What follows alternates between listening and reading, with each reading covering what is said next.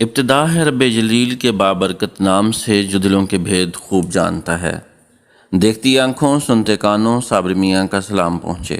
ناظرین، ہاروت و ماروت کا نام سنتے ہی ہمارے ذہنوں میں کئی طرح کے سوالات جنم لیتے ہیں، جیسا کہ ہاروت اور ماروت کون ہیں، انہیں زمین پر کیوں بھیجا گیا، اور کیا واقعی انہیں بابل کے کنویں میں الٹا لٹکایا گیا ہے۔ ان سب سوالات کے جوابات دینے کی کوشش کریں گے، اور وہ بھی قرآن و حدیث کی روشنی میں۔ تو اس ویڈیو کو لازمی دیکھیں تاکہ آپ بھی ان معلومات سے استفادہ حاصل کر سکیں۔ ناظرین، ایک زمانہ میں دنیا کے اندر اور خاص کر شہر بابل میں جادو کا بہت چرچا تھا۔ یہودیوں نے مشہور کر رکھا تھا کہ سلیمان علیہ السلام نعوذ باللہ جادوگر تھے، اور ان کی حکومت کا دار و مدار جادو پر تھا۔ جادو کے عجیب اثرات کو دیکھ کر کچھ جاہلوں کو اس کی حقیقت اور انبیاء کرام علیہ السلام کے معجزات میں اختلاط و اشتباہ ہونے لگا۔ کچھ لوگ جادوگروں کو مقدس اور قابل اعتماد سمجھنے لگے، اور کچھ لوگ جادو کو نیک کام سمجھ کر سیکھنے لگے اور اس پر عمل کرنے لگے۔ تو اللہ تعالیٰ نے اس اشتباہ کو دور کرنے کے لیے بابل میں 2 فرشتے ہاروت اور ماروت کو بھیجا، تاکہ وہ دونوں فرشتے لوگوں کو سحر کی حقیقت سے مطلع کریں اور لوگ جادوگروں کے اتباع سے اجتناب کریں۔ اللہ تعالیٰ فرماتا ہے، اور انہوں نے اس جادوگر کے کفریہ کلمات کی پیروی کی جس کو سلیمان علیہ السلام کے دور حکومت میں شیطان پڑھا کرتے تھے، اور سلیمان علیہ السلام نے کوئی کفر نہیں کیا، البتہ شیطان ہی کفر کرتے تھے۔ وہ لوگوں کو جادو کے کفریہ کلمات سکھاتے تھے، اور انہوں نے اس جادو کی پیروی کی جو شہر بابل میں 2 فرشتوں ہاروت اور ماروت پر اتارا گیا تھا، اور وہ فرشتے اس وقت تک کسی کو کچھ نہیں سکھاتے تھے جب تک یہ نہ کہتے ہم تو صرف آزمائش ہیں، تو تم کفر نہ کرو، اور ان سے اس چیز کو سیکھتے جس کے ذریعے وہ مرد اور اس کی بیوی کے درمیان علیحدگی کر دیتے، اور اللہ کی اجازت کے بغیر وہ اس جادو سے کسی کو نقصان نہیں پہنچا سکتے تھے۔ وہ اس چیز کو سیکھتے جو ان کو نقصان پہنچائے اور ان کو نفع نہ دے، اور بے شک وہ خوب جانتے تھے جس نے اس جادو کو خریدا اس کا آخرت میں کوئی حصہ نہیں، اور کیسی بری چیز ہے وہ جس کے بدلہ میں انہوں نے اپنے آپ کو فروخت کر ڈالا ہے، کاش یہ جان لیتے۔ بنی آدم کے گناہوں پر فرشتوں نے تعجب کیا اور کہا کہ اے اللہ، اگر ان کی جگہ ہم ہوتے تو کبھی تیری نافرمانی نہ کرتے۔ تو اللہ نے ارشاد فرمایا کہ ان کو غصہ اور شہوت دی گئی ہے، اور اس وجہ سے وہ زیادہ گناہ کرتے ہیں، اور اگر یہی چیزیں تمہیں دے دی جائیں تو تم بھی اسی میں مبتلا ہو جاؤ گے۔ فرشتے بولے، یا رب العالمین، ہم تو گناہ کے قریب ہی نہیں جائیں گے۔ تو اللہ کی طرف سے انہیں حکم ہوا کہ تم اپنی جماعت میں سے 2 فرشتے چن لو۔ فرشتوں نے ہاروت اور ماروت کو چن لیا، اور اللہ تعالیٰ نے ان دونوں میں بشری خواہشات پیدا کر کے بصورت بشر زمین پر اتار دیا۔ یہ دونوں فرشتے لوگوں کے درمیان ان کے مقدمات کا فیصلہ کرتے تھے۔ ایک زہرا نامی عورت کی وجہ سے وہ فتنہ میں پڑ گئے، انہوں نے اس سے اپنی خواہش پوری کرنا چاہی تو اس عورت نے انکار کر دیا، کہا کہ تمہارے اور میرے دین میں اختلاف ہے، اور کہا ہاں، اس کی ایک صورت ہے کہ تم بت کی پوجا کرو، یا پھر شراب پیو، یا پھر میرے خاوند کو قتل کر دو، کیونکہ وہ بڑا غیرت والا ہے، اگر اسے پتہ چلا تو وہ مجھے قتل کر دے گا۔ انہوں نے بت پرستی کو شرک اور قتل کو حقوق العباد کے منافی ہونے کی وجہ سے نہ کیا، البتہ شراب پینے کو ہلکا گناہ تصور کیا اور شراب پینے پر راضی ہو گئے۔ جب ان دونوں نے شراب پی تو مست ہو گئے اور بت کی پوجا بھی کی اور زنا بھی کیا، اور اس گناہ کو چھپانے کے لیے قتل بھی کر ڈالا۔ اس طرح وہ سارے کام جو زہرا نے کہے تھے ان سے ہو گئے۔ پھر زہرا نے ان سے وہ عمل بھی سیکھ لیا جس کی وجہ سے وہ آسمان پر چڑھتے تھے۔ پھر زہرا بھی وہ عمل کر کے آسمان پر چڑھ گئی، اور زہرا ستارہ کی صورت میں مسخ کر دی گئی۔ ان دونوں نے بھی آسمان پر چڑھنے کا ارادہ کیا، مگر معصیت کی وجہ سے وہ عمل بھول گئے جسے پڑھ کر آسمان پر چڑھتے تھے، اور وہ آسمان پر نہ چڑھ سکے۔ تو ان دونوں کو معصیت کے نتیجہ میں بطور سزا اختیار دیا گیا کہ وہ دنیا کا عذاب قبول کر لیں یا آخرت کا۔ تو ہاروت و ماروت نے دنیا کا عذاب قبول کر لیا، اور اب وہ دنیا میں عذاب دیے جا رہے ہیں۔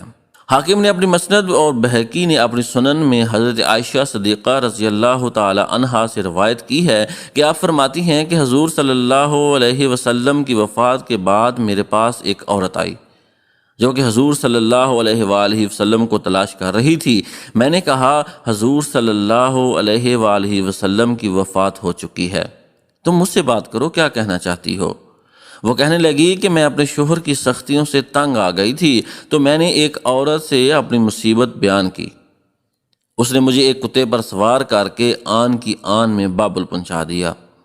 میں نے ہاروت اور ماروت کو ایک کنویں میں لٹکا دیکھا۔ انہوں نے بہت سمجھایا کہ یہ کفر ہے، نہ سیکھ، مگر میں نہ مانی۔ آخر کار انہوں نے مجھ سے فرمایا کہ اس تنور میں پیشاب کر کے آ۔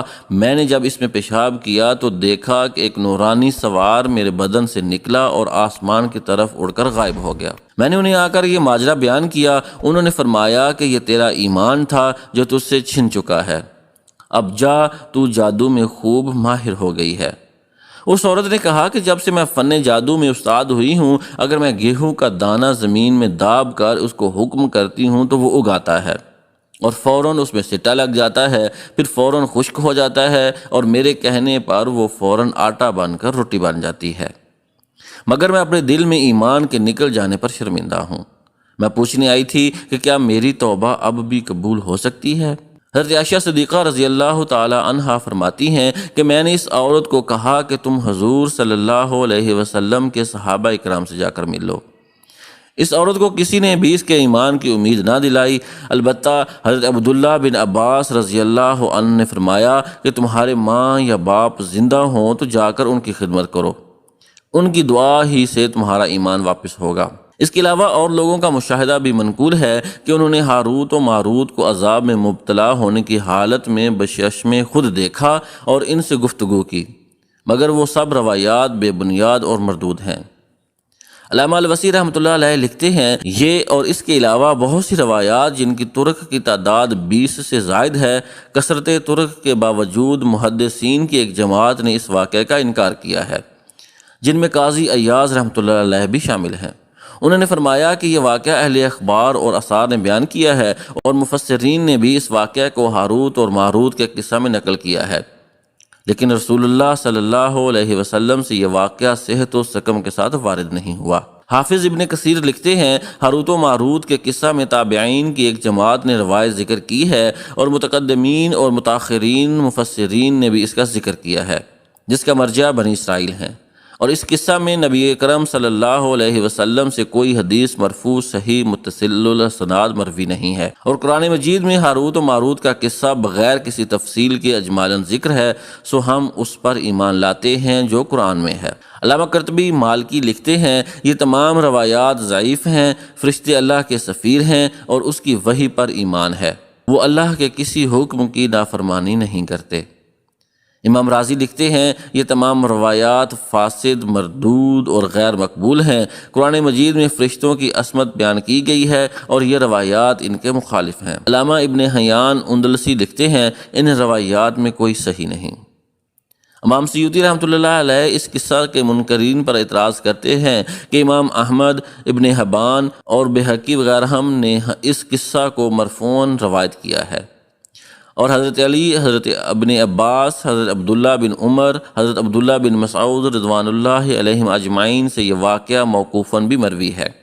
اس کے علاوہ اس کی روایات کی تعداد کثیرہ صحیحہ ہیں، جو شخص ان پر واقفیت رکھتا ہے اسے ان کی صحت کا یقین ہو جاتا ہے۔ اس کے متعلق علامہ سید احمد سعید کاظمی رحمۃ اللہ علیہ لکھتے ہیں، مسند امام احمد ایک مرفوع روایت بطریق نافع عن ابن عمر رضی اللہ تعالی عنہ تفسیر ابن کثیر میں منقول ہے، جس کی بنیاد پر بعض مفسرین نے اس قصہ کی فی الواقع صحیح و ثابت ہونے پر استدلال کیا ہے۔ اس کے جواب میں ابن کثیر نے کہا کہ یہ اس روایت کا مرفوع ہونا درست نہیں۔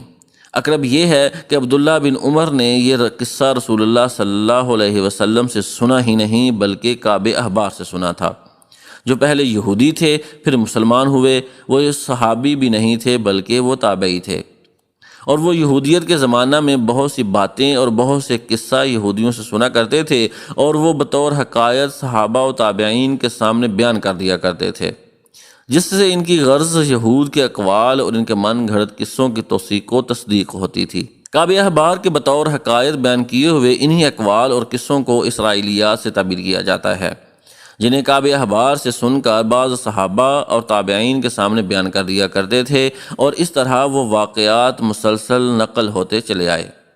کیونکہ سننے اور بیان کرنے والے ثقہ ہوتے تھے، اس لیے وہ روایات روایت کے درجہ میں صحیح اور ثابت قرار پائیں۔ مگر فی نفسہا وہ اقوال اور منقولہ واقعات واقعہ کے مطابق نہ تھے۔ ہاروت و ماروت سے متعلق اس قصہ کی روایات بھی اسی قبیل سے ہیں۔ ابن کثیر نے بطریق سالم بن عبداللہ بن عمر اسانید متعددہ سے ثابت کیا ہے کہ عبداللہ بن عمر نے یہ قصہ کعب احبار سے سنا۔ عبداللہ بن عمر سے روایت کرنے میں نافع کی یہ نسبت ان کے بیٹے سالم بن عبداللہ اثبت اور احفظ ہیں، اس لیے ان کی روایات راجح اور قابل قبول ہیں۔ لہٰذا واضح ہو گیا کہ عبداللہ بن عمر کی جس روایت کو مرفوع کہا جاتا ہے دراصل وہ بھی کعب احبار ہی سے مروی ہے۔ ایسی صورت میں دیگر روایات کی طرح یہ روایت بھی اسرائیلیات ہی میں شامل ہوگی۔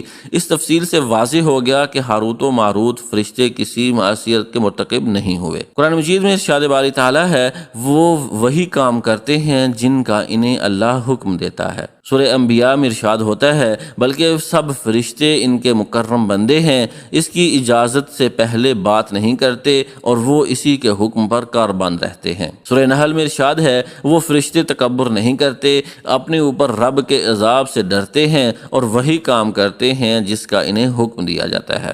سورہ انبیاء میں ایک دوسری جگہ پر ارشاد ہوتا ہے اور جو اس کے پاس فرشتے ہیں وہ اس کی عبادت سے تکبر نہیں کرتے اور نہ وہ تھکتے ہیں، رات اور دن اس کی تسبیح کرتے ہیں اور ذرا سستی نہیں کرتے۔ جادو جو کہ ناجائز تھا پھر ہاروت اور ماروت کیوں سکھاتے تھے؟ اس کا جواب یہ ہے کہ اس میں حکمت الہیہ مضمر تھی کہ معجزہ سحر سے ممتاز ہو جائے، جس طرح حضرت سیدنا موسیٰ علیہ السلام کے معجزہ عصا کا سحر سے ممتاز ہونا اور ساحروں کو علم سحر سے معلوم ہونا کہ حضرت موسیٰ علیہ السلام کی طرف سے جو ظاہر ہوا یہ سحر نہیں، یہ واقعی معجزہ ہے، اور پھر ان ساحروں کا مسلمان ہونا۔ فرشتوں کا جادو کی تعلیم دینے کا مقصد معجزہ اور جادو میں فرق کرنے کے لیے تھا، تاکہ ظاہر ہو جائے کہ کون جادو پر عمل کرنے سے باز رہ کر ایمان پر مضبوط رہتا ہے اور کون جادو سیکھ کر اس پر عمل کر کے کفر کرتا ہے۔ اور رہا یہ سوال کہ انبیاء کی بجائے فرشتوں سے یہ کام کیوں لیا گیا، تو اس کی وجہ یہ ہے کہ انبیاء علیہ السلام کا بنیادی کام لوگوں کو کفر و شرک سے بچنے کے لیے تعلیم دینا تھا۔ اگر وہ فرشتوں کی طرح سحر کے اعمال کفریہ و شرکیہ کی تعلیم دیتے تو یہ ان کے بنیادی کام کے مخالف ہوتا، اس لیے اللہ تعالیٰ نے اس کام کے لیے فرشتوں کو مامور فرمایا۔